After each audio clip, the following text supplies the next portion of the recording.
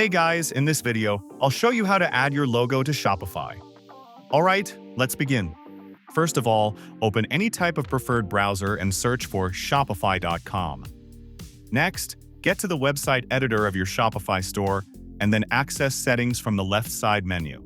Here, expand the logo menu and then browse for the target logo you would like to upload.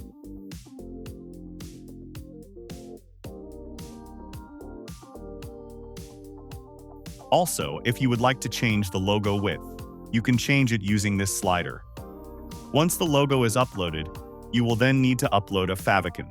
Basically, it is a symbolic representation of your complete logo, so just upload it and click on Save. Now, if I open my Shopify store, you can see that the logo and the favicon have been uploaded successfully. Finally, you will need to upload your logo on the checkout page. For that, get back to Shopify, expand the checkout menu, and then upload the logo here as well. So that's basically how you can add your logo to Shopify. And that's it for this video.